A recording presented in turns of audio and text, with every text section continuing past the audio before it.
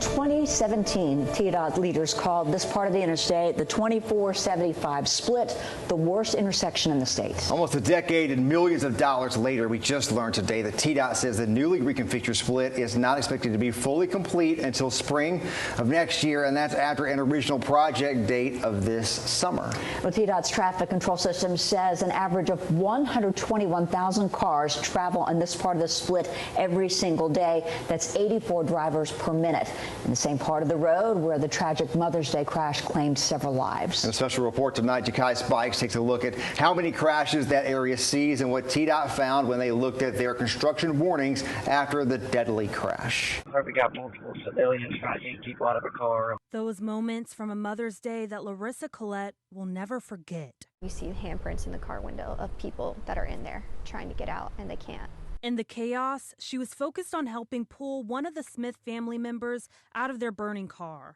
Father Lane and 1-year-old Sawyer didn't survive, along with David Higgins, the driver of another car involved. This is the sweatshirt that I was wearing at the time of the crash.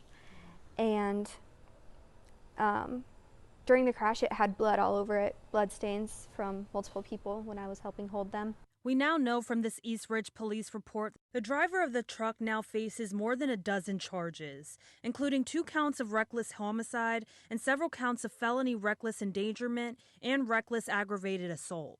The report says he failed to brake as congestion slowed traffic down. Interstate 75 North headed towards the split has changed a lot over the past 6 years. This is what it looked like. Right beside the Welcome Center in 2019, you can see that there were only 3 lanes. By September 2022, you can see additional lanes are in place. Now, we asked for crash numbers from the East Ridge Police Department during those changes, and up to today, what we found, the number of crashes peaked here from the summer of 2020 to 2021, and then slowly declined until this year. But it turns out there's another trend during that same time period that may come into play. We were down approximately 45% in total volume since the pandemic peak era in 2021.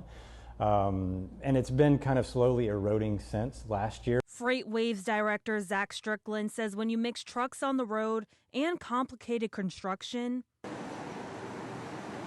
when they're working on those roads, it creates a lot of havoc, especially when they have multiple construction projects sitting in the way, because you have terrain, which is challenging. You have, a lack of a bypass, and it's just a naturally congested thoroughfare. The Let's See 43 Foundation works to try and prevent the frequency of fatal accidents like this one. That confusion, while it's under development, is something that may be an attributing factor to the increase in accidents. We asked TDOT if they reviewed how the years-long construction site is set up here after the deadly crash. Through an open records request, we received this document that shows a TDOT review determined there are no deficiencies. That included their warning signs, interstate lane shields, and striping. There could be some state liability. Jake Hinnemer is the co-owner of McMahon Law Firm. He's represented several clients that have been hit on this split. They're put on notice of areas that are ultra hazardous, unreasonably dangerous, and the sovereign immunity is lifted under the Government Tort Liability Act for ultra hazardous road conditions that they're aware of. As the criminal case and any possible civil action lies ahead, Collette says it's hard to think about what happened that day on the interstate, but she doesn't want to forget. And I contemplated just throwing the shirt away. I just wanted to keep it and wear it and remember that, remember the Smith family, the little girl that I was holding. From Chattanooga, I'm Ja'Kai Spikes, News Channel 9.